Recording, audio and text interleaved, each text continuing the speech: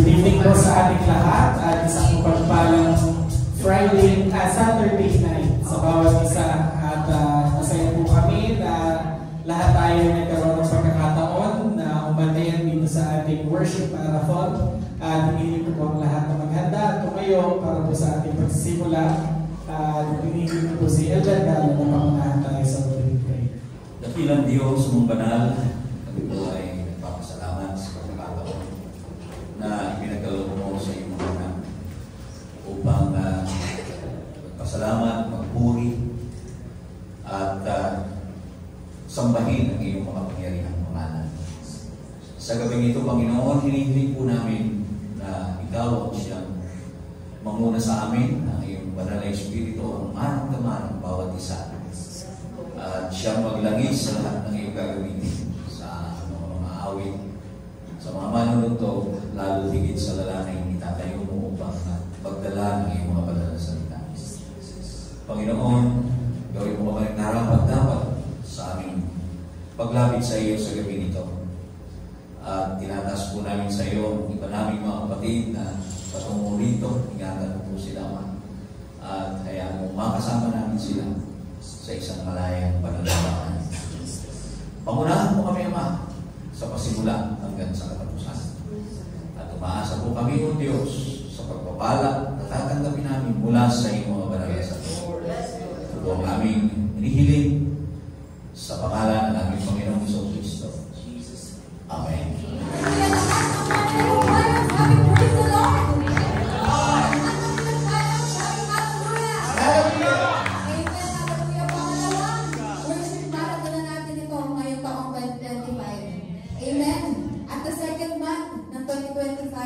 Maraming pinagpala, maraming kabutihan ang ginawa sa atin nating Panginoon. Amen? Amen. Kaya marapat-dapat lamang na ating siyang purihin at sabahin. Amen. Hallelujah. We praise you, Jesus. Purihin ka o Yahweh. Pagkat ikaw ay purihin.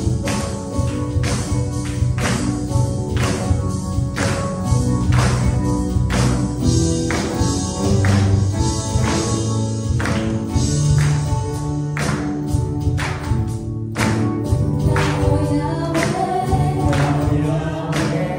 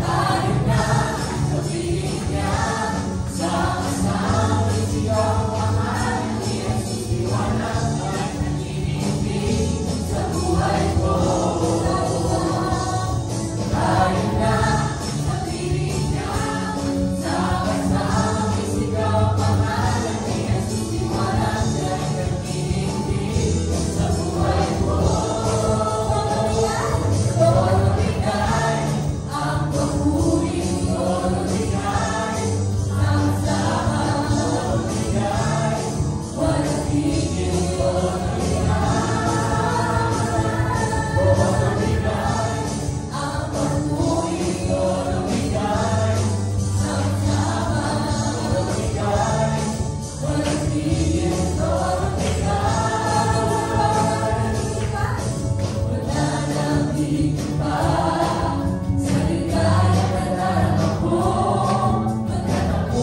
ko,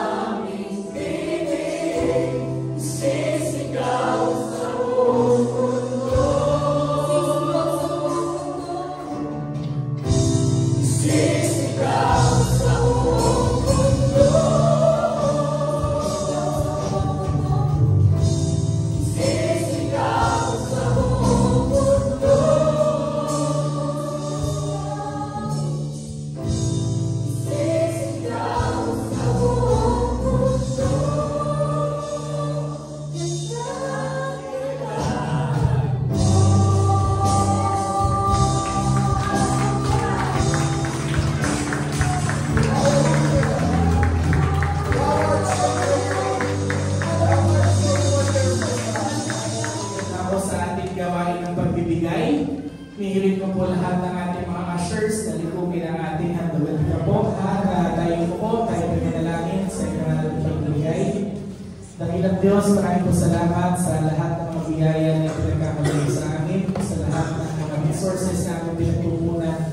Dalangin namin, Panginoon, na makaigatan po ito at nilay po sa mga mananakmal.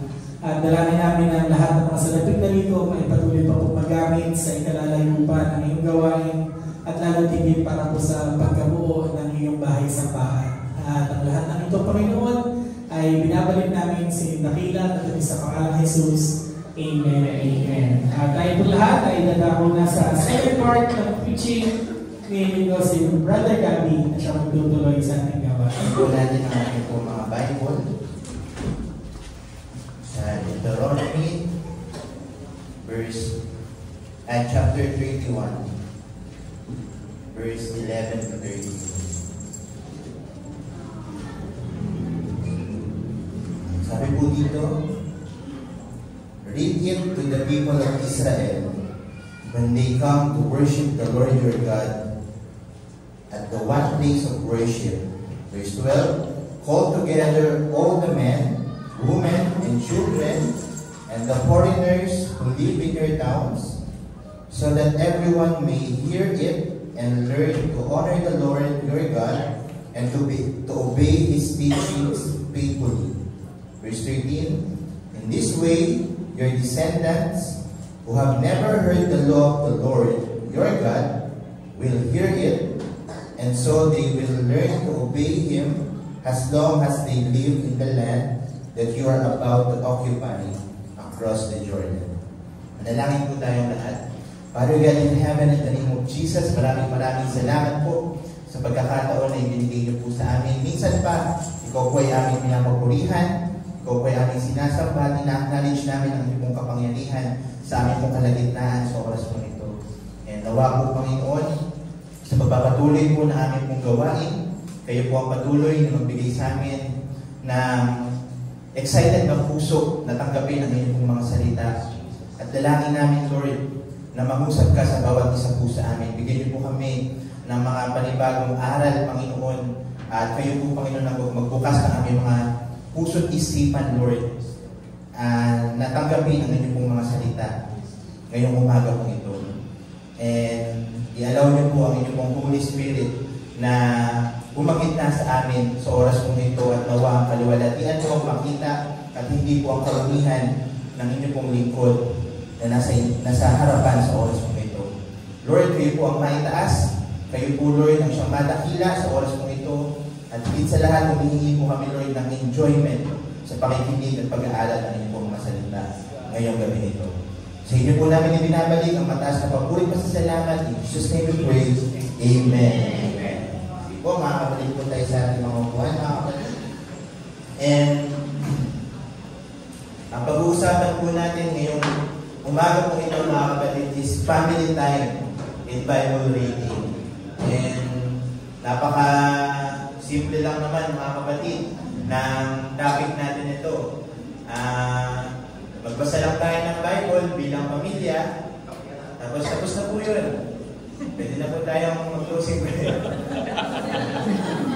Bakit po ba lang ito papahabahin? I-encourage po kayo na magbasa po ng Bible kasama ang inyong pong pamilya. Mag-set po kayo ng schedule kung anong oras. Okay na po yun. Okay. Amen. Tayo po tayong lahat. Ang context po, mga kapatid, ng ating pong binasa dito po sa aklat po ng Deuteronomy. Actually, mga kapatid, kaya ako po nabanggit yun dahil binakabahan ako. Parang apat na taon akong hindi po nakapangaral dito po sa pulpito. Kasi natatandaan ko, yung huli ko po tayo dito, last year pa. So ito po yung first time ngayong taon. Kaya talaga pong kabalo talaga ako. Kaya huwag niyo po tingnan na masama. Bakit po nakaganon kayo sa akin? May nagawa po ba akong mali? Kaya alam mo naman po na excited po kayo makakinig ng salita ng Panginoon. Amen? Ang pangangampalalain ko lang po talaga kapag ganitong overnight, kasi madalas po akong mangalal sa overnight, wala po sana akong makita na tutulog. No? Nagpapatawa na lang po para magising po tayo lahat. No?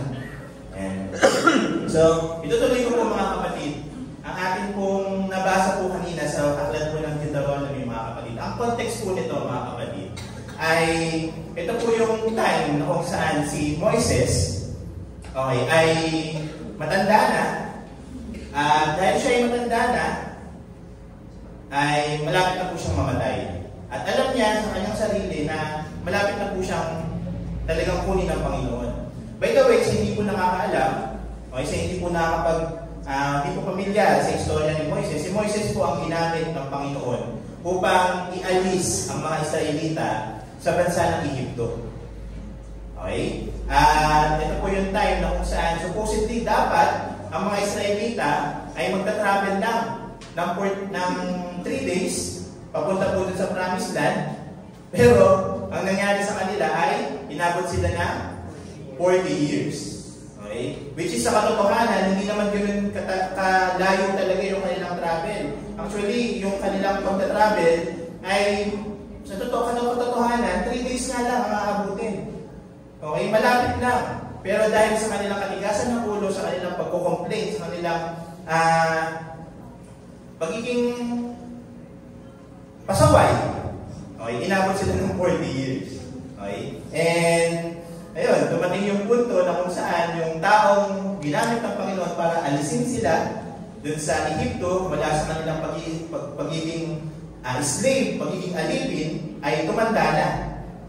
At dumating pa yung punto na kung saan ay si Moises nagkaroon pa ng atraso, na kung saan dun sa pagkakataon, mga kapatid, na si Moises, mga kapatid, ay hindi siya pinayagan na makatawid dun sa Jordan, at hindi niya maaaring makita yung Promised Land na ipinangako ng Panginoon sa kanila. Di ba? Subalit, makikita natin, mga kapatid, dito sa verse na ito yung importance ng commandments, yung salita ng Panginoon. Sapagkat ito pong mga verses na binasa natin, mga kapatid, ay ang tinutukoy po dito, mga kapatid, ay yung word, yung commandment ng ating pong Panginoon kay Moises para sa mga Israelita.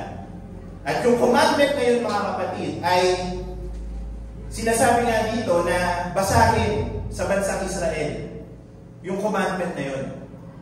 At hindi lang basta basahin, kundi kapag binasa ito, dapat babasahin ito sa harap, together, kasama yung mga babae sa Israel, kalalakihan, even yung mga bata.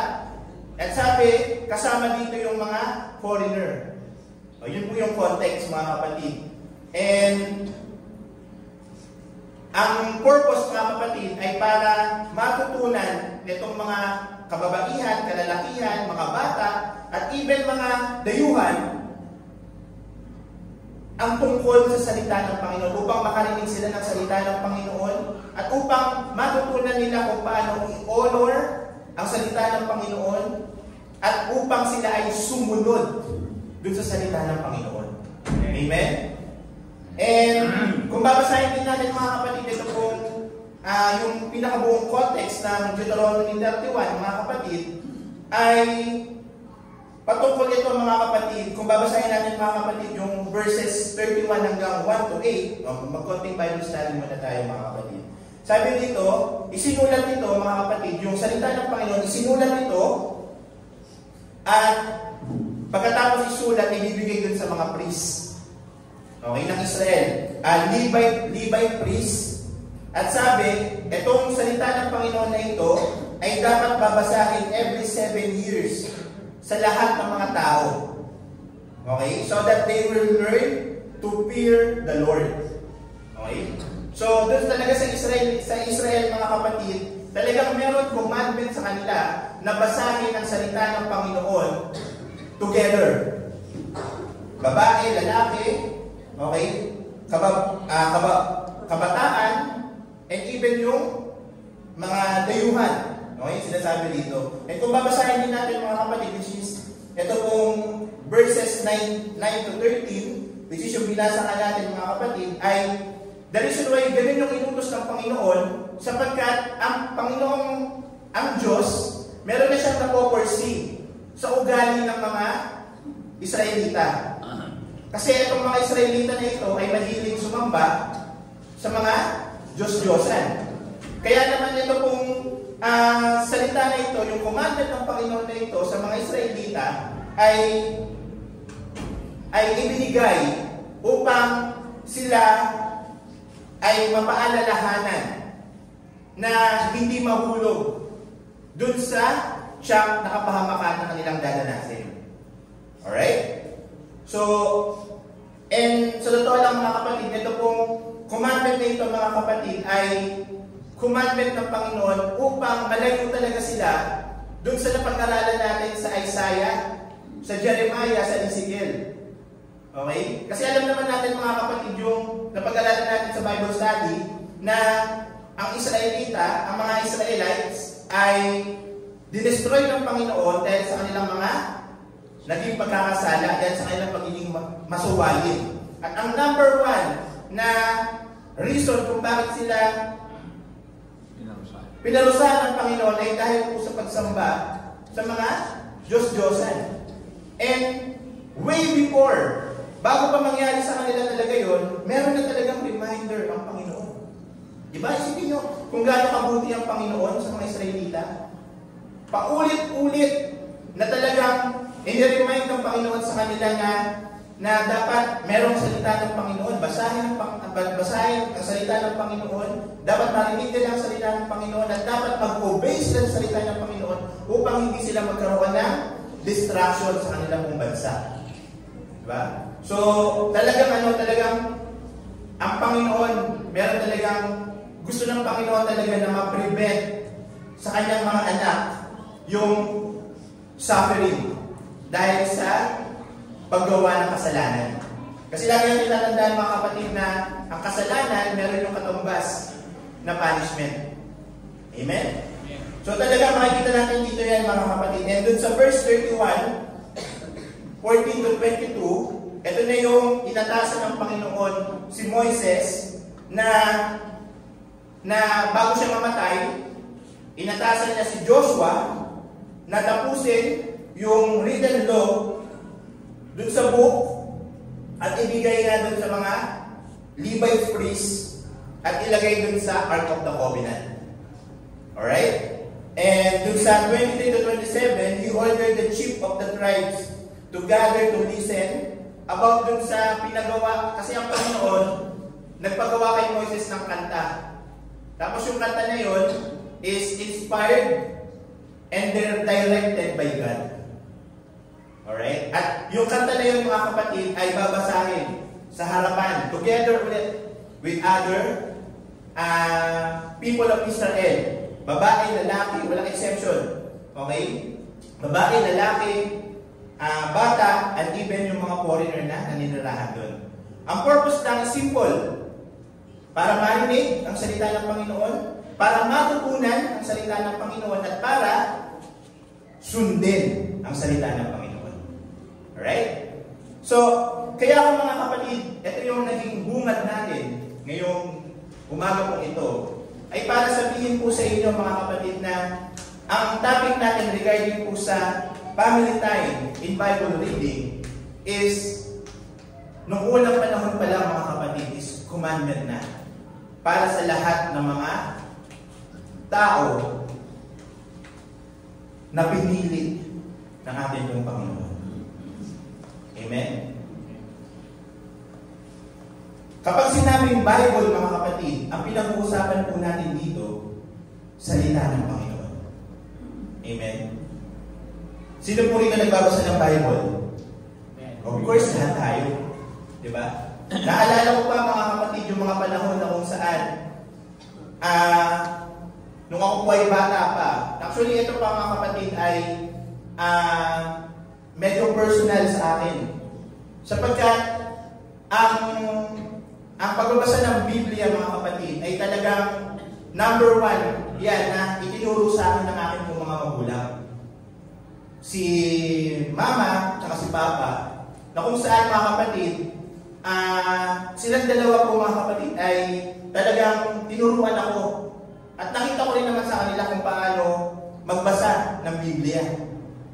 Kaya naman nung ako'y lumalaki, lalo-lalo na mga kapatid, nung ako ay bata pa, mas namulat talaga ako mga kapatid sa importance ng pagbabasa ng Biblia.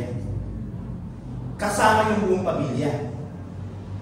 Lalo-lalo na mga kapatid, especially mga kapatid sa akin pong nanay. Sa hindi pong nakakaalam mga kapatid, ang akin pong nanay mga kapatid, ay meron pong napakagandang testimony regarding po sa pagbabasa ng Biblia. And ang akin pong ina mga kapatid ay no read, no write. Ibig sabihin po mga kapatid, hindi po siya nakapag-aral. Parang sa pagkakaalam po siya ay grade 1 lang nung natigil na siya sa pag-aaral. Kaya naman mga kapatid, nung lumaki po yung aking ina mga kapatid, ay siya ay hindi marunong magbasa at hindi marunong magsulat. Subalit nung siya po ay nakakilala sa ating pong Panginoong Jesucristo, nagkaroon siya ng desire na kilalanin ang Panginoon. And syempre, paano ba natin makikilala ang Panginoon? Sa pamamagitan lang na pagbabasa ng Biblia. Amen? At sa pamamagitan ng pagbabasa ng Biblia, doon lang natin makikilala kung sino yung Panginoon na pinaglilingkuran natin. And ang nanay ko, since hindi nga siya marunong magbasa, humingi siya ng tulong sa ating pong Panginoon. And yun nga po yung nakakagulat doon, humingi siya ng tulong sa Panginoon na magbasa ng Biblia. Eh naalala ko pa talaga mga kapatid, nung kinukwento sa amin niya ni Mama, ng nanay ko, ang sabi lang niya na prayer, Lord, gusto ko pong makapagbasa ng inyong pong salita. Eh sabi niya, Bible, sabi niya, gusto ko pong mabasa yung Bible. And sa pagkakaalala ko mga kapatid, dun sa kanyang testimony sa amin, nung siya ay pagkatapos niya manalangin, mataimtim siyang nanalangin sa Panginoon, na nais niya makapagbasa ng Bible, kinuha niya yung kanyang Bible, at nagulat siya. Nabasa niya yung Bible. At yung kanyang nababasa na Bible, mga kapatid, ay hindi Bible na translated, kundi Bible talaga mga kapatid na original. King James Version talaga. Yung merong thou, shall, at naiintindihan niya yun mga kapatid. At yung nanay ko mga kapatid, bakit naging kakaiba yung kanyang testimony? Sapagkat yung nanay ko mga kapatid, dahil sa desire niya na gusto magbasa ng Bible, okay? Nanalangin siya na gusto niya makapagbasa ng Bible. Ngayon, nakapagbasa siya ng Bible, sinubukan niya magbasa ng dyaryo, hindi na kaya basahin ng dyaryo. Bible lang yung kaya niya basahin. O, diba?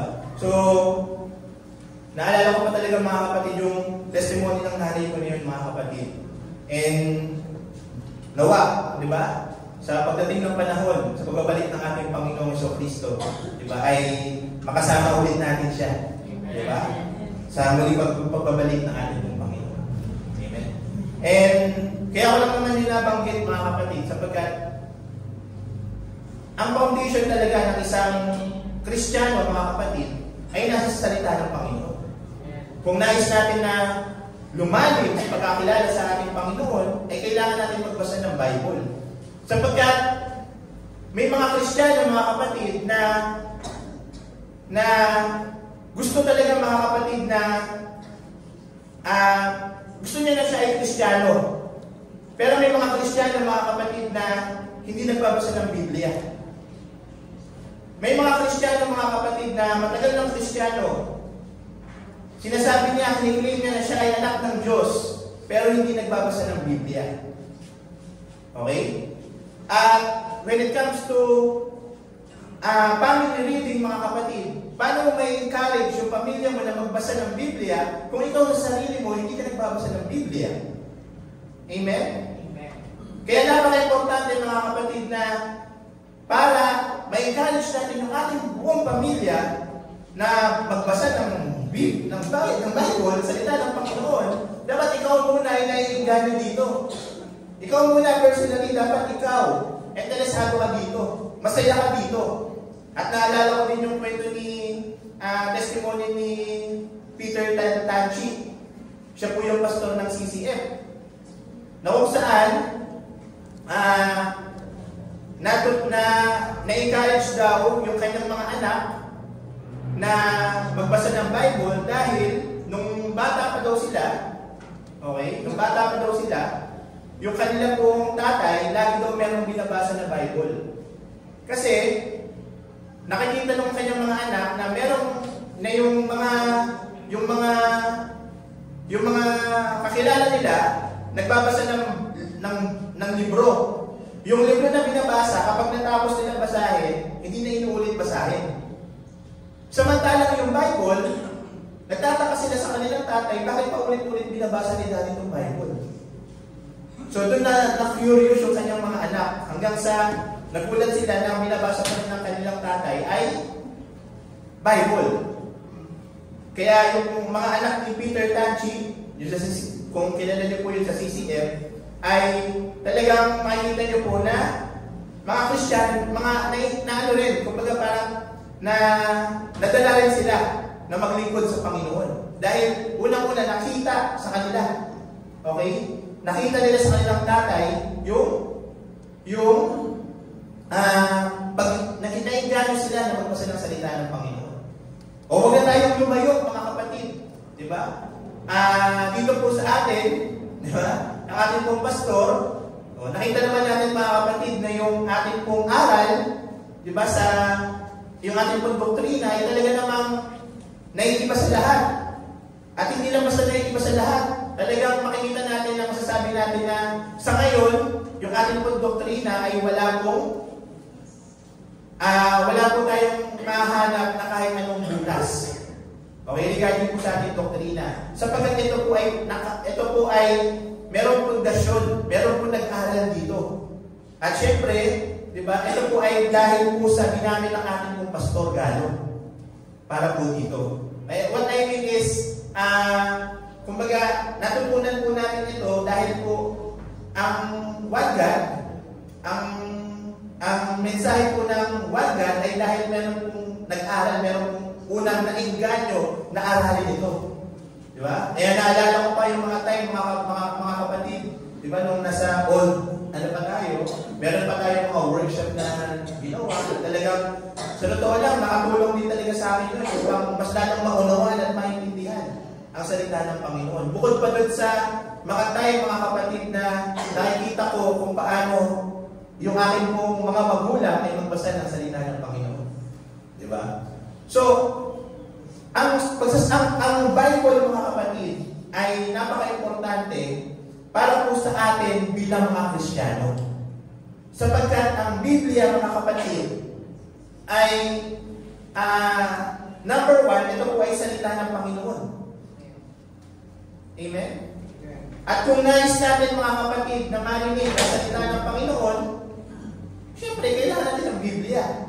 Kasi ang gusto kasi ng marami kasi mga Kristiyano, ang gusto lang manalangin, mag-worship. Ganun lang yung gusto ng mga Kristiyano. Diba? Tumugtog, sumayaw, di ba? Pero sa katotohanan, mga kapatid, kulang yun, mga kapatid. Kailangan meron din Word of God, meron din salita ng Panginoon. Amen? At hindi lang siya basta kailangan natin. Ito yung pinaka-pundasyon natin. Kasi kapag walang salita ng Panginoon, di ba? Anong difference natin sa fellowship sa labas?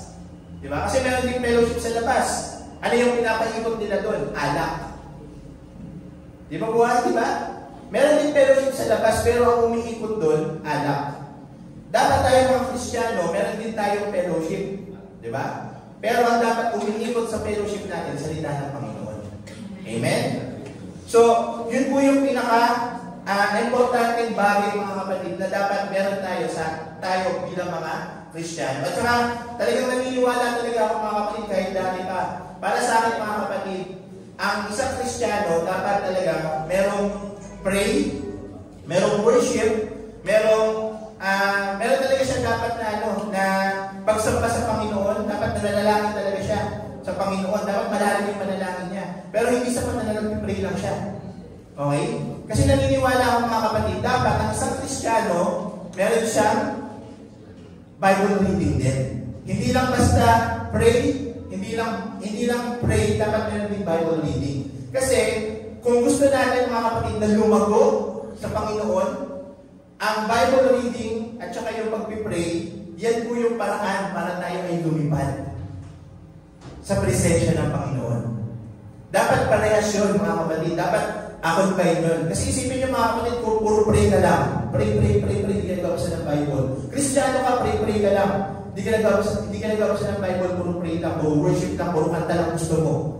Di ba? Sabihin natin, kung pakpak yun, di ba? Paano ka lilipat kung isa lang yung pakpak mo? Ikot-ikot ka lang na ganyan. Di ba?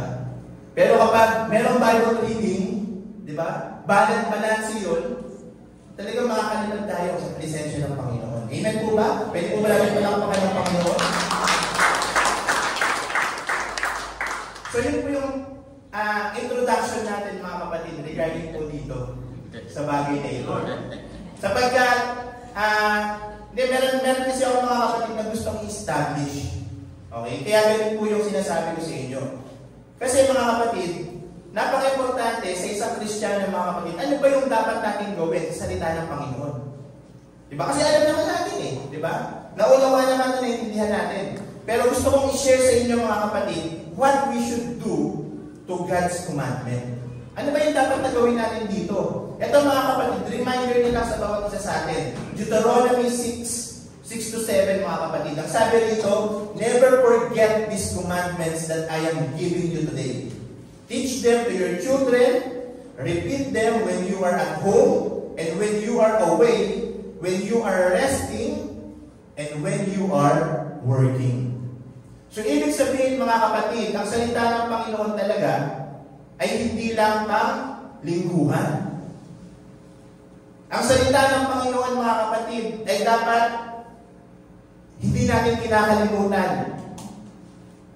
Sabi dito, dapat tinuturo natin sa ating mga magulang at sa ating mga anak at inuulit natin ito kapag tayo ay nasa bahay, kapag tayo ay nasa labas, kapag tayo ay nagpapahinga at kapag tayo ay nagtatrabaho.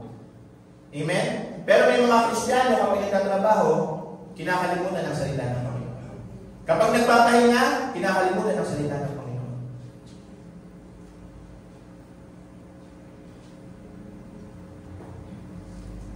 Kapag umalis, kinakalimutan ang salita ng Panginoon. Pero sinasabi dito, mga kapatid, ang isang Kristiyano dapat hindi kinakalimutan ang salita ng Panginoon kahit saan man siya mapunta. Amen? At napaka-importante nito, mga kapatid, bilang isang Kristiyano.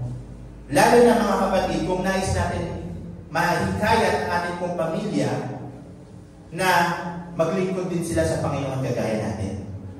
Diba? Ano po yung natin? Ano po yung guiding verse natin? Parang kanina lang Diba? Matthew 28, diba? 19 to 20, diba? We want to go. Diba? Gusto natin go. Diba? Pero yung go na yan, mga kapatid, nagsisimula talaga yan, diba? Number 1, sa ating pong mga sarili. Amen? So, ibig sabihin, mga kapatid, kung tayo talaga, mga kapatid, ay hindi natin kinakalimutan ang salita ng Panginoon, then doon na magsisimula, mga kapatid, yung discipleship sa ating pong mga anak, diba? At doon na, mga kapatid, okay, uusbong yung mas paglago pa nila sa pananampalataya sa ating pong Panginoon. Amen? So, napaka-importante nito, mga kapatid, bilang mga Kristiyano. Alright? So, siguro okay na yun. Closing prayer po tayo. Okay? So, sige po. Okay? Mabilis na naman ito, mga kapatid. 30 minutes pa. Okay? So, ano naman po yung gagawin natin, mga kapatid? Why families should read the Bible together? O, yun yung tanong, mga kapatid. Bakit ba kailangan ang isang buong pamilya nagbabasa ng salita ng Panginoon together?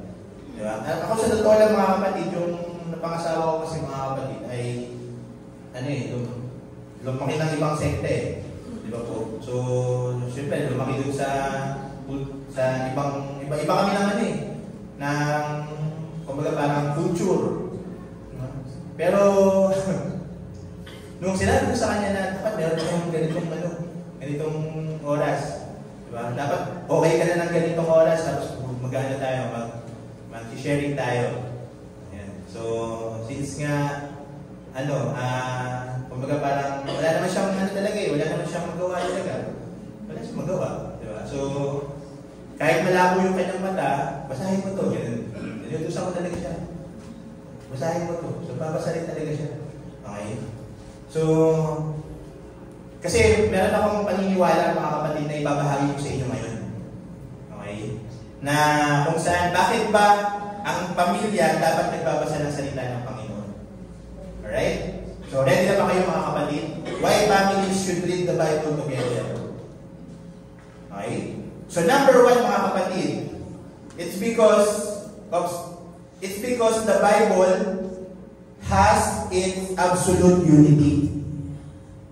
Alam niyo po ba mga kapatid na ang Bible, meron siyang absolute unity. Okay? Ano po ibig sabihin nito mga kapatid? Ang Bible, hindi siya single book. Diba? Ang Biblia. It's a collection of books. And ilang books meron ang Biblia? 66. Okay? 66 books ang isang Biblia mga kapatid. And ito pong 66 books na ito mga kapatid, merong 39 na libro sa Old Testament at merong 27 sa New Testament. O, bakit siya naging absolute unity mga kapatid? Kasi, alam niyo po ba na ang Bible, bago po siya na-compile, bago siya na-collect, umabot muna siya ng almost 2,000 years. Ang Bible. Okay? Tapos, sinulat siya ng 40 different authors. Yung 40 different authors na yun, iba-ibang klaseng tao, iba-iba yung background. Merong hari, diba, si King David, diba, merong shepherd, merong scholars, diba, merong prophets, merong professional, merong mga commoners, common people na nagsulat ng Bible. Amen? At alam niyo po ba na ang Bible, mga kapatid, sinulat sa iba't ibang lokasyon. Sinulat sa iba't ibang lokasyon ng Biblia. And sabi nga dito mga kapatid, merong 3 continents ang pinagalingan ng sulat ng mga Biblia. At yung mga bansa na to mga kapatid, galing yung mga manuscript mga kapatid, galing sa Iraq, galing sa Egypt, galing sa Israel, galing sa Judah, and other Gentile nations. Pero magtataka kayo mga kapatid, kahit na galing sa iba't ibang lugar, different places mga kapatid, yung manuscript ng Bible, iba-iba yung nagsulat, 40 authors, okay? At galing siya mga kapatid, at naisulat siya mga kapatid, or nakolekta siya dun sa period na almost 2,000 years, magugulat kayo mga kapatid, ang Bible, walang contradiction sa isa't isa. It has an absolute unity. Diba? Wala siyang contradiction. Hindi siya nagko-contradict kahit na yung ito pong Deuteronomy na isulat nito mga kapatid way back unang panahon pa. Diba? Yung prophecy dito mga kapatid, walang contradiction dun sa prophecy dun sa panahon ni Isaiah, ni Jeremiah. Noong mga panahon na yung mga kapatid, no, walang kahit ano. So meron talaga siyang complete unity mga kapatid. Amen? So ano pong ibig kong sabihin dito mga kapatid? Makikita natin dito mga kapatid na bagamat merong iba't ibang writers ang Bible mga kapatid, meron siya isang divine author. Which is makikita natin mga kapatid sa 2 Timothy 3:16. All scripture is inspired by God and is useful for teaching the truth, rebuking errors, correcting faults, and giving instruction for right living. So ano pong ibig sabihin mga kapatid? Why families should read the Bible together? Because if the Bible has an absolute unity, then if families read it together, then they will stay together. Magkakaroon din po ng unity yung pamilya na mag-aaral ng salita ng Panginoon. Amen? Meron bang problema sa loob ng pamilya? Hindi ba nagkakasundo sa loob ng pamilya? Nagkakaroon ba ng problema yung marriage? Nagkakaroon ba ng away yung mga magkakapatid dahil sa lupa? Di ba? Baka isa ang kulang. Baka kasi kulang ang salita ng Panginoon. Yung gitna ng tahanan sa loob ng pamilya. Amen? Because there is an absolute truth sa Bible. Walang contradiction. Gusto po ba natin na walang contradiction sa loob ng pamilya? Amen. Di ba? Then the Bible has an answer for you. Amen. Kaya napakaganda mga kapatid na ang pamilya talaga mga kapatid, merong time. Magkaroon ng time. Okay? Magkaroon ng mag-spend time together to read the Bible. Kasi sa pamamagitan ng mga kapatid, magkakaroon ng unity ang pamilya.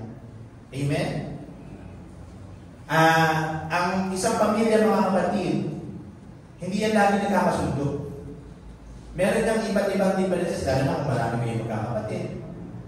Amen?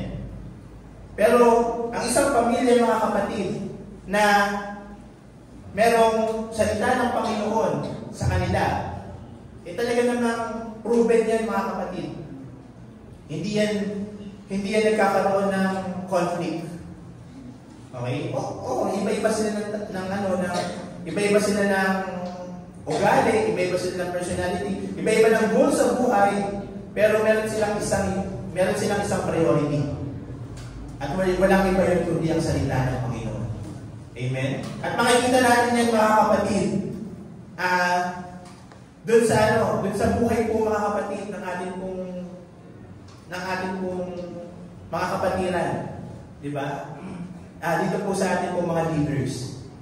Amen? Na ginagamit ng ating pong Panginoon. Sila po talagang example. Okay? Sila Pastor Galo at kanya pong mga anak. Amen? Pwede po ba natin palakpakan ng Panginoon? Napakaganda ng example na kanya pong mga buhay. Di ba? Para po sa topic natin ngayon. Amen? So, absolute unity. Di ba? So, yun po yung number 1. Okay? Why family should read the Bible together. Okay? Yung pangalawa mga kapatid, why family should read the Bible together? It's because of its transformational capability.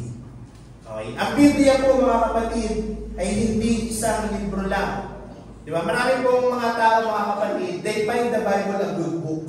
Ang sinasabi yung Bible, it's a very good book. May mga ganong tao, I really love the Bible, I read the Bible, and it's really good book to me. Ganon. Ganon po yung may mga tao ganon. They find the Bible really good. Yeah. Kasi, nagbabasa sila ng Bible. Di ba? Pero, iba po kasi mga kapatid, yung Bible mga kapatid, kapag binabasa mo. Kasi ang Bible, kapag binabasa mo, sa katotohanan, ikaw talaga yung binabasa niya. Kapag nagbasa ka ng Bible, ikaw yung binabasa niya.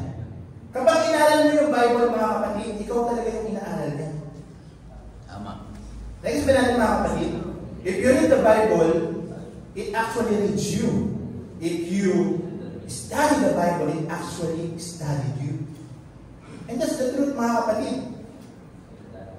Kaya kapag hindi mo kilala yung sarili mo, ibig sabihin, hindi mo naaral. Hindi mo binabasa ang salita ng Panginoon. Di ba? Kaya sa loob ng pamilya, kapag merong crisis, merong identity crisis, di ba? Kapag merong, sa loob ng pamilya, kapag merong gender crisis, ano ibig sabihin nun mga kapatid? Di ba? Merong hindi nakakaunawa ng salita ng Panginoon sa loob ng pamilya na yun. Di ba? Kaya ang nangyayari, di ba? Tinatanggap na lang ng karamihan. Kasi yun yung sinasabi ng mundo. Pero ayaw unaway. Di ba? Napabasa ayaw maunaway. Totoo. Di ba? Kaya nga napaka-importante mga kapatid, talaga na merong Biblia. Di ba? Sa loob ng pamilya. At hindi lang basta binabasa, kundi ito po mga kapatid ay inaaral, di ba? At higit sa lahat, number 1, sinusunod. Amen? Kasi mga kapatid, sa pagbabasa kasi natin ng Biblia, meron pong mga mensahe ng Panginoon lagi. Di ba? Sa totoo lang mga kapatid, kapag tayo nagbasa ng Biblia, ang Biblia mga kapatid, kapag binasa mo, hindi lang hindi ka lang basta nakakakuha ng inspiration sa Biblia mga kapatid, kundi nakakakuha ka ng mensahe galing sa Panginoon. Amen. Yun yung katotohanan ng Biblia mga kapatid. Pero may mga Kristiyano kasi ayaw talaga magbasa ng Biblia. Gustong basahin lagi yung payslip. Yun lang gusto basahin. Gusto talaga sa payslip. Ang interesado lang lagi basahin yung statement of bank account. Yun lang. Di ba? The rest, ayaw na magbasa. Di ba? Pero simula kasi dapat nung naging Kristiyano ka, number one na dapat mong binabasa, ay number 1 na dapat mong sinesearch, kundi yung salita ng Panginoon. Para mas lalo kang lumago. Amen? Kaya, tanungin mo yung kaliwat kanan mo. Di ba? Kamusta yung Bible reading mo? Di ba? O ito pa, tanungin mo yung kaliwat kanan mo, sabihin mo, may mensahe pa sa iyo ang Panginoon ngayon. Di ba? Ano yung naging mensahe sa iyo ng Panginoon? Kasi alam niyo po ba mga kapatid, nag-research ako, alam niyo po ba mga kapatid na talagang original, ang original na text ng Bible is in Hebrew. Tama ba, Pastor? In Hebrew. In Hebrew. At alam niyo po ba mga kapatid, when it comes to getting the message from the Lord, in Hebrew, meron dalawa tayong natatanggap. Okay? Greek at saka Hebrew. Okay? Old Testament is Greek. Yung New Testament is yes, that's right. Diba? Yung Old Testament Greek, tapos yung New Testament is Hebrew. Diba? Ngayon mga kapatid, nabasa ko mga kapatid na kapag ang Panginoon pala nagbibigay ng mensahe, meron siyang dalawang mensahe. Okay? Meron siyang dalawang klaseng mensahe na ibinibigay sa kanya pong mga anak na nagbabasa ng Biblia. Okay? Ano yung dalawang mensahe na yun? Yung una, ito yung tinatawag na Logos. Sabihin nyo nga po, Logos. Yung pangalawa, yung tinatawag na Rema. Rema. Rema. Rema. Diba? Ano nga po yung una? Logos. Yung pangalawa? Rema. Diba? Pamilyar ba kayo sa mga words, mga kapatid? Diba? Usually, mga kapatid, pamilyar tayo dun sa Rema. Diba? Kasi yung Rema, ginagamit natin yung dito sa church. Di ba naman saan, kapag katapos na meron tayong nabasa ng salita ng Panginoon, tatanungin natin yung kapatiran natin, ano yung nag-rema sa'yo? Di ba? Ibig sabihin ng rema, mga kapatid, di ba? Ano yung ibig sabihin ng rema? Di ba? O, ayan. I-explain ko sa inyo, mga kapatid. Yan, parang nag-Bible study tayo. Okay? So, sorry po, mga kapatid. Explain ko lang sa inyo ito kasi para sa akin, mga kapatid, gusto ko itong i-share sa inyo. Okay? Kasi, mga kapatid, ang mensahe ng Panginoon nasa dalawa. Okay? Dalawang way natin nakukuha. Yung Logos, ang ibig sabihin ng Logos, mga kapatid, is written word. Logos is written word. Ano nga po ulit yung Logos? Written word. Written word. Okay? Ibig sabihin, ito yung nababasa natin sa salita ng Panginoon. Ano yung Rema? Yung Rema naman is spoken word. Ano nga po ulit yung Rema? Spoken word. Ano yung Logos? Ano yung Rema? Very good. Okay? So yung Logos, mga kapatid, is written word. Ito yung nababasa natin sa salita ng Panginoon. Okay? Yung Rema, ito yung kung ano yung sinasabi sa atin ng Panginoon habang tayo ay nagbabasa. Naka-experience na ba kayo mga kapatid habang kayo nagbabasa? Ang plano mo, isang buong chapter. Pero, dun pa lang sa first, second verse, tumigil ka lang. Kasi, meron na rema sa iyong Panginoon. Na-experience ba yun? Di ba? Kasi meron tinatawag na written word and meron spoken word. Kaya napaka-importante rin sa loob ng simbahan, mga kapatid. Sa loob ng simbahan, hindi pwede na nagko-contradict yung spoken word sa written word. Kasi yung written word, itong written word, wala kang contradiction. Nagkakaroon lang ng contradiction lagi dun sa rema, sa spoken word. Di ba? Kaya, dapat sa loob ng simbahan din, iniingatan natin lagi yung sinasabi ng ano, sabi sa akin ng Lord, ganito. Pero, kapag sinerge mo sa written word, wala namang sinasabi ng Panginoon na gano'n. So, dapat naka-align lagi mga kapatid yung spoken word dun sa written word. Di ba? For example, di ba? May nagsabi sa atin, di ba? Pwede ito. Di ba? Sabi sa akin ng Panginoon, pag nakaw daw ako, para kapag nakulong ako, mag-i-start ako ng prison ministry. Nag-i-isip ba mga kapatid? Di ba? Tingin niyo ba talagang pinapasama ng Panginoon sa kanya? Di ba? Saan makikita sa Bible yun? Di ba? Nag-i-isip ba natin mga kapatid? Minsan kasi mga kapatid, minsan naman nagbabasa ka, minsan nagugulat ka na lang din. Hindi naman pala ang Panginoon na nagsasalita sa iyo. Minsan yung desire mo lang, yung sarili mo lang. Diba? Kaya kasi nasabi ko sa inyo mga kapatid na kapag nagbabasa ka ng Bible, ikaw talaga yung totoong binabasa niya. Kapag inaaral mo yung Bible, ikaw yung inaaral niya. Amen? Kaya nga, kapag ang pamilya nagbabasa ng Bible, inaaral ang salita ng Panginoon, diba? Lahat talagang lalago yung pamilya na yun.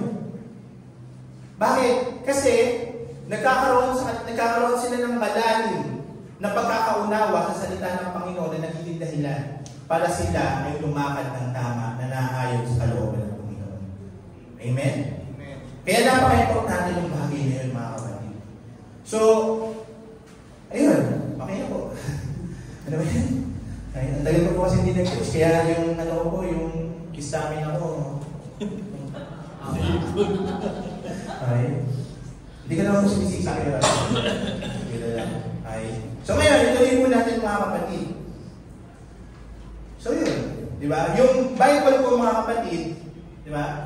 Ano lang yun, sharing lang mga kapatid na dalawang bagay yun. Written word and spoken word. Dalawa yun, di ba? And doon natin makikita mga kapatid na ang mensahe ng Panginoon ay magbibigay sa atin ng transformation. Kasi ibang-iba talaga mga kapatid ang Bible.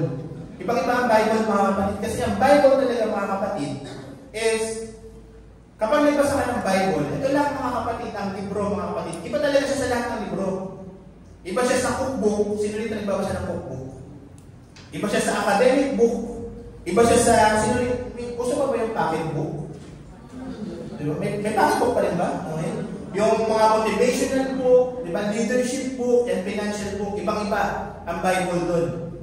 Diba? Kasi, kapag, for example, nagbasa ka ng cookbook, kapag nagbasa ka ng cookbook, kahit matapos mo yung buong libro ng cookbook, kahit matapos mo yun, pwede kang hindi magluto.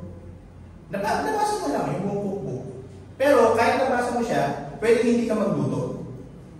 Diba? Pwede hindi mo itry kung ano yung mga recipe na nandun. Ibang-iba ang Bible kasi ang Bible lang mga kapatid, ang kapag binasa mo, it will require you to believe it. Kapag nagbasa ka ng Bible, sinasabi ng Bible na maniwalaan mo ako. Amen? Ito lang, ang Bible lang yung gano'n mga kapatid. Ang Bible lang ang nagde-demand sa atin na maniwala ka sa akin. Maniwala ka sa akin. Yun lang ang Bible mga kapatid. Yun lang ang Bible. Di ba? Kasi kapag academic book, di ba? Lahat ng mga natutunan mo dun sa, di ba, sa trigonometry, yung cosine, cotangent, di ba? Di mo naman. Di ba? Naaral mo yan, nabasa mo yan, pero hindi mo naman ginagamit yan. Di ba? Pero yung salita ng Panginoon mga kapatid, lahat yan mga kapatid ay applicable. Pwede natin paniwalaan. At kapag pinaniwalaan natin mga kapatid, saan tayo dadalhin? Di ba? Sa malalim na relasyon sa Panginoon. Di ba? Sa langit. Hanggang sa kanyang muli pagbabalik. Amen? Ganun ang Bible mga kapatid. Kaya, di pa rin talaga ang Bible kasi it will demand us to believe it.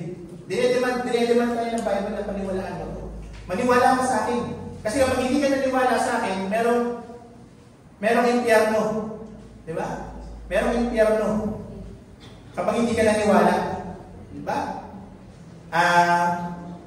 yung ano natin, yung verse natin, di ba? Whoever believes and is baptized shall be saved. And whoever does not believe will be condemned. Di ba? Saka makakita lang yung libro.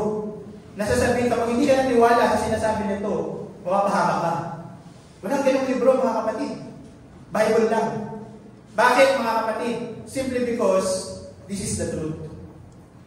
Ang Bible, mga kapatid, hindi siya yung one of the truth. But the Bible is the truth.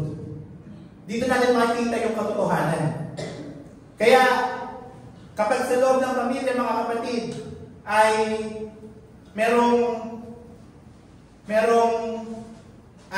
insecurities na nararamdaman, sa loob ng pamilya ay nakakaramdam mga kapatid ng lies. Di ba? Nagkakaroon mga kapatid ng pagtatalo-talo, it's because yung truth wala sa kanila. Kaya kailangan mga kapatid ng salita ng Panginoon. Di ba? Kaya yun yung isa sa mga dahilan mga kapatid kung bakit kailangan ng ang pamilya mga kapatid ay nagbabasa ng salita ng Panginoon. Amen? So palakpakan po natin ang Panginoon. Praise God. Sabi po rito mga kapatid, 2 Timothy 3:17, so that the person who serves God may be fully qualified and equipped to do every kind of good deed. Di ba? So, ibig sabihin mga kapatid, ang salita ng Panginoon is inspired by God, magagamit siya for teaching, for rebuking, di ba? Para yung kanyang lingkod ay maging qualified at maging equipped para gawin kung ano yung pinapagawa ng Panginoon sa kanya. Amen? At number one mga kapatid talaga na gustong gawin sa atin ng Bible mga kapatid is to transform us.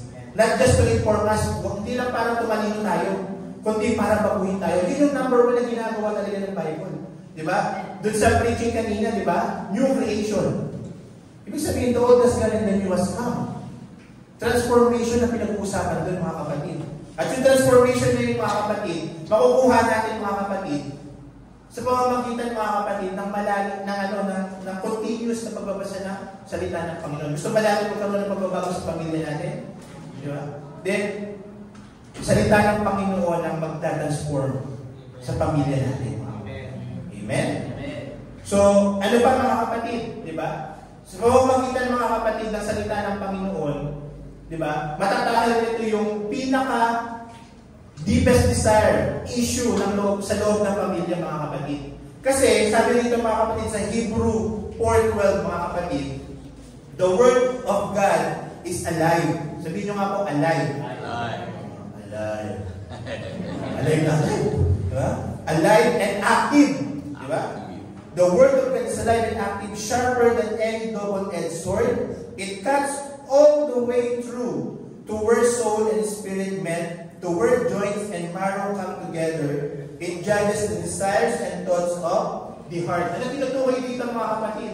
At tinutukoy dito mga kapatid ay yung ating pong pinaka-deepest desire ng ating pong mga puso. Di ba? Yung ating pong mga selfish desires. Di ba? So ang Bible mga kapatid, siya lang mga kapatid yung makakapag-tackle. Di ba? Nung mga issues of the heart natin, yung mga bagay na hindi natin kaya i-share sa pamilya natin. Di ba? Kung ganun tayong issue, di ba? Yung hindi natin kaya i-share sa pamilya natin kasi, di ba? Kahit pamilya pa natin yan, natatakot tayo, may judgment tayo, na na-experience. Di ba? Pero, sabi rito, ang salita ng Panginoon, it cuts through, dude. Di ba? Kaya. Di ba? Kaya nga minsan mga kapatid talaga, kapag ang isang pamilya mga kapatid merong salita ng Panginoon, parang ang gaan-gaan ng buhay sa kanila. Bakit? Kasi, napag-uusapan yung salita ng Panginoon, natatahal tuloy yung issue. Na kahit yung issue na yun, mga kapatid, hirap masabi, nasasabi, dahil merong salita ng Panginoon. Amen? Yan, pinaka-sensitive na issue. Ang dami niyan. Mga sensitive na issue, mga kapatid, sa loob ng pamilya. Di ba? And minsan, may mga anak na takot sabihin yung issue na yun sa kanilang mga magulang.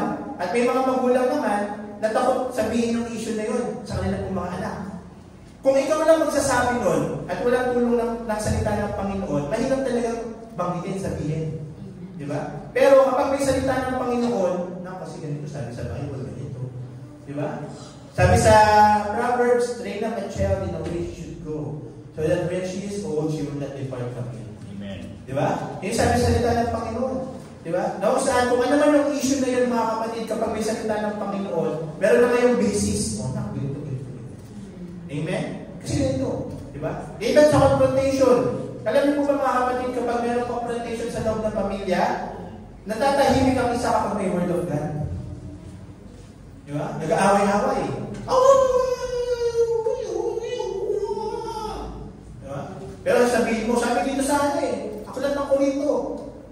Di ba? Huwag akong kakain ng taba. Ay, ng dugo.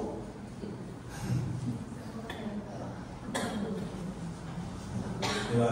So, ganun. Kaya napaka-importante ng mga kapatid. So, family reading, mga kapatid, will solve family issues. It will transform lives. It will transform situation, mga kapatid. Diba? Sa ating po mga pamilya. Kaya, salita talaga ng Panginoon, isama natin. Diba? Ngayon, diba? Kung meron ka ng plano sa 2025, mga kapatid, at hindi mo na-isama ito, diba? Isama mo, mga kapatid. I-share mo. Diba? Mag-schedule ka, mga kapatid. Para sa pamilya mo kung paano kayo mag-sharing ng salita ng Panginoon. Amen? Kasi makakatulong talaga yan sa pamilya natin, mga kapatid. Especially right now, pinabago tayo ng Panginoon. Go. Diba? Alam niyo po ba na napakadaling maglingkod sa Panginoon kapag kasama mo yung pamilya mo? Diba? Hindi magiging magaan siya. Diba? Yung paglilingkod natin. Bakit? Diba? Kasi nakikita ng mga tao yung pamilya mo. Diba? Nakikita ng tao yung pamilya mo na pare-pares kayo naglilingkod sa Panginoon. Amen? So, ano yung pangatlo, mga kapatid? Why family should read the Bible together? Number 3, because of detailed prophecy. Diba? Alam niyo po ba, mga kapatid, doon po sa ating Bible study, sobrang na-amaze ako. Kasi ako naman, mga kapatid, kasi ay natututo talaga sa mga veterano nating mga preacher. Yeah. Talaga namang kapag na-amaze ako, mga kapatid, wala na akong masabi. Talagang gusto ko na lang, good. Ganoon na lang talaga yung gusto kong sabihin, mga kapatid. Bakit ako na-amaze, mga kapatid? Kasi yung Bible study natin ngayon sa Book of Daniel, mga kapatid. Alam niyo po ba, mga kapatid, na meron prophecy, yung Book of Daniel, mga kapatid, na yung prophecy na yun, mga kapatid, napaka-detailed. Napaka-detailed yung prophecy na nangyari. Prophecy, detailed, tapos nangyari. Kasi ba, mga kapatid? Yung prophecy, detalyado, prophecy, tapos nangyari in real life. Diba? Kasi, mga kapatid, yung prophecy, mga kapatid, sa Biblia, sabi po sa 2 Peter 1:21, for no prophetic message ever came just from the human will, but people were under the control of the Holy Spirit as they spoke the message that came from God. Ibig sabihin, mga kapatid, yung mga prophecy na nababasa sa Biblia, mga kapatid, ay talagang galing sa Panginoon. Hindi lang siya gawa-gawa ng tao. Amen. Hindi lang siya basta-basta sinulat ni Peter, ni Paul, ni Daniel. Hindi lang siya. Diba? Galing talaga siya sa Panginoon. Diba? Kaya yung prophecy, mga kapatid, sa Book of Daniel, detalyado na nangyari sa totoong buhay. Diba? Detalyado, mga kapatid, yung prophecy kung paano ipapanganak ang Panginoon. Diba? Kung paano siya mamamatay at kung paano siya mabubuhay. Detalyado. Diba? At nakaka-amaze yun, mga kapatid. Patunay yun talaga, mga kapatid, na yung Diyos na pinagdilikuran natin, yung inaaral natin Diyos, ay talagang buhay at totoo. Diba? Nakakadagdag yun ng pananampalataya, mga kapatid. Diba? Kaya naman, mga kapatid, nung nakita ko yung bagay na yun, mga kapatid, meron akong isang realization, mga kapatid. Diba? And natutunan ko din, mga kapatid, na talaga namang napakadami ng ebidensya, yung mga scientists, yung mga archaeologists, yung mga historians, na talagang ang Bible ay totoo. Na meron sila mga ebidensya sa nangyari sa crucifixion. Alam niyo ba yung mga kapatid? Nagbabasa ba kayo nanonood ba kayo ng YouTube? Subukan niyo panoorin, mga kapatid, ma-amaze kayo. Na talagang meron ng ebidensya na nangyari yung crucifixion. Nangyari talaga, mga kapatid, yung Noah's Ark. Diba? Nangyari talaga mga kapatid yung paglalaban yung labanan ni David at saka Goliath. Nangyari talaga mga kapatid yung pagkawasak ng wall of Jericho at saka yung pag-build ng wall ng Israel. Lahat ng yung mga kapatid sa Bible na nangyari ay talagang totoo. Amen? Even mga kapatid yung pagkahati ng lupa, pagkahati ng dagat, napatunayan na ng mga archaeologists, ng mga scientists, at ng mga historians na totoo yung mga kapatid. Di ba? Pero yun yung mga kapatid, lahat ng prophecy, lahat ng mga nangyaring event, detalyado, at lahat yun nangyari in actual life mga kapatid. Ano bang gusto kong sabihin mga kapatid? Lahat ng yun mga kapatid, kung babasahin natin mga kapatid, okay? Ano sabi dito? Okay? Lahat ng yun mga kapatid, confidence natin na pwede tayong magtiwala sa ating Panginoon. Di ba? Lahat ng yun mga kapatid, confidence natin that the Lord is true. Di ba? Na confidence natin mga kapatid na talagang lahat ng mga nangyayang prophecy talagang buhay ang Diyos, totoo ang Diyos. Amen? Kaya sa loob ng pamilya mga kapatid, kapag merong salita ng Panginoon, magkakaroon din tayo ng confidence. Magkakaroon tayo ng confidence na kahit na ang hirap-hirap ng sitwasyon natin mga anak, ang hirap-hirap ng sitwasyon na wala ng trabaho si nanay, na wala ng trabaho si tatay, di ba? Kahit na dumating na yung electric bill, di ba? Disconnection notice, di ba? Meron tayong confidence that God, di ba, will provide. Di ba na ang Panginoon kayang gumawa ng milagro sa bawat isa sa atin? Amen? Kasi, noong unang panahon nga, kumilos ang Panginoon what more pa kaya ngayon? For sure, kikilos din ng Diyos. Kaya kumilos din ng Panginoon sa bawat isa sa atin. Amen? Kaya, makikita natin dito mga kapatid na ang Panginoon talaga, ang Bible mga kapatid ay pwede talagang maging sandigan ng isang pamilya. Kaya dapat talaga nasa gitna ang salita ng Panginoon. Amen? Sabi po rito, Isaiah 6:20, ito maganda to. Isaiah 6:20, sabi dito, even your smallest and humblest family will become as great as a powerful nation. Di ba?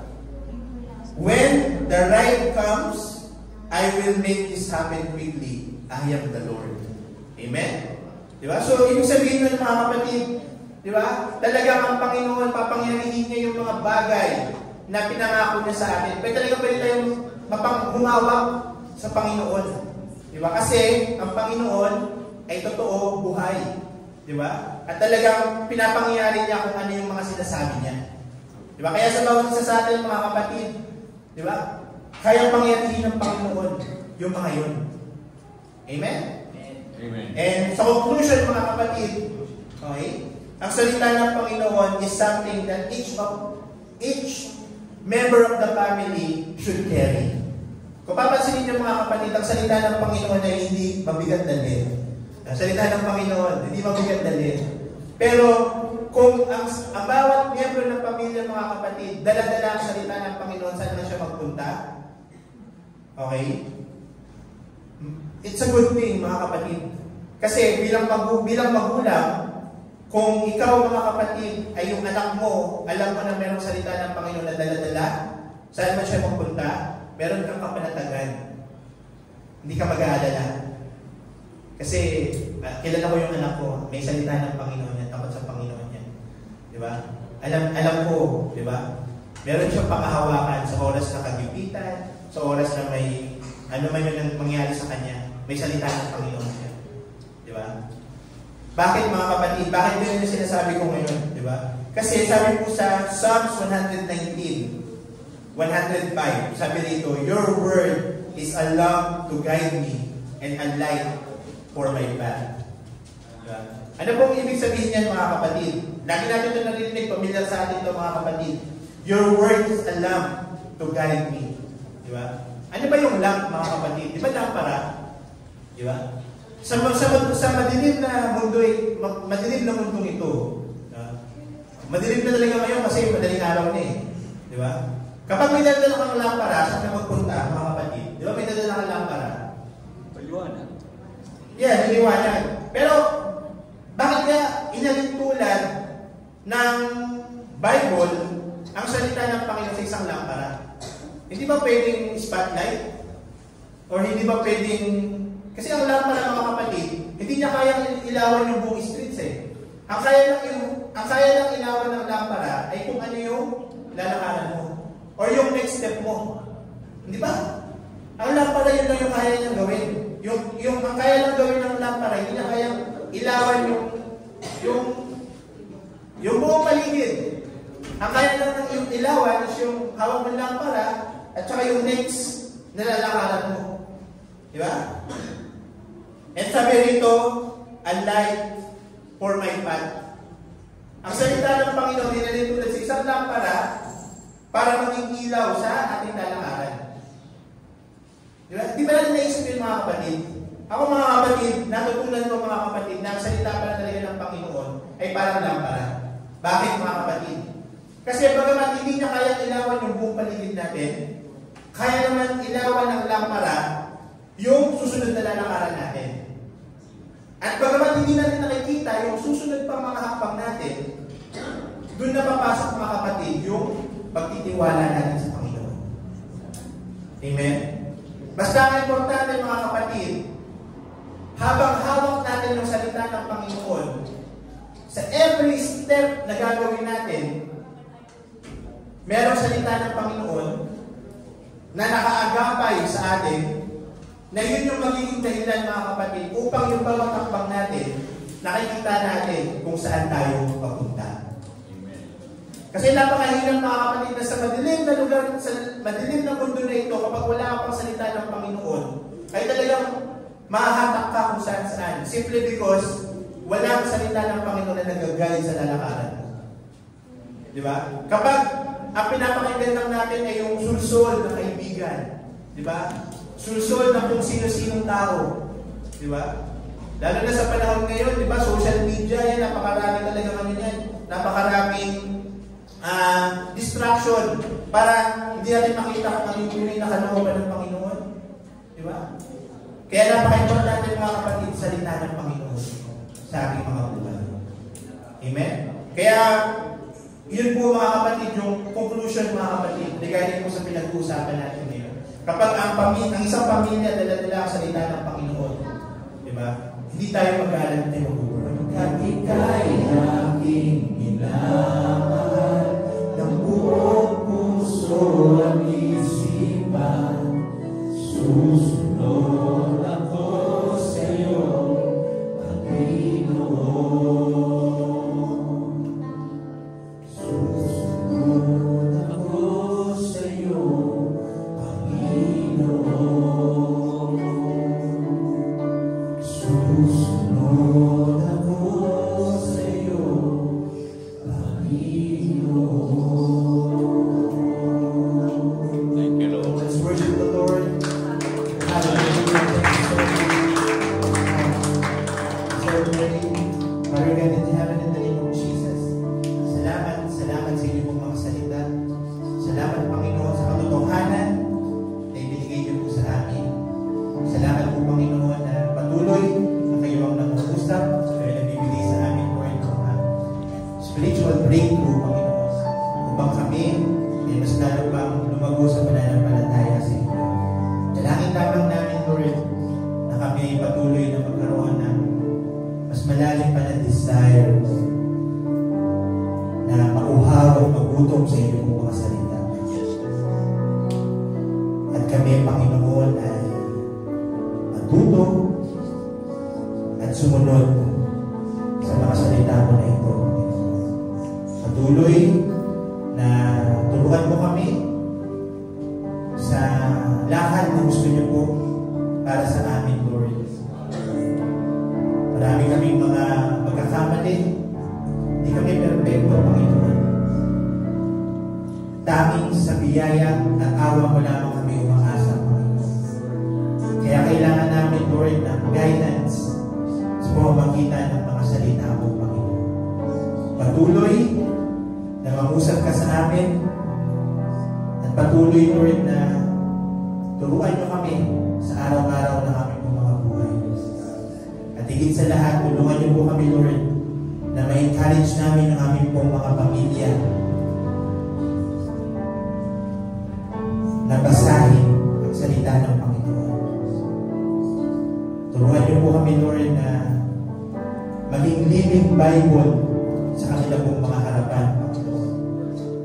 Tulungan niyo po kami, Panginoon. Tulungan niyo kami, Panginoon, na may pamuhay sa araw-araw yung mga natututunan namin dito sa loob ng iglesia, nang sa ganoon may encourage sila, Panginoon, na maging Diyos kadin nila sa kanila pong mga buhay. Panginoon, sa oras po ito, kayo na po ang bahala sa bawat isa sa amin. Lord, kung meron lang kaming mga kapatiran na nangangailangan sa oras po ito, kami po ay nananalangin right now in the name of Jesus. Kung meron po may mga karamdaman, may mga sakit, sa amin po mga kapatiran sa oras po ito, right now we are praying for them.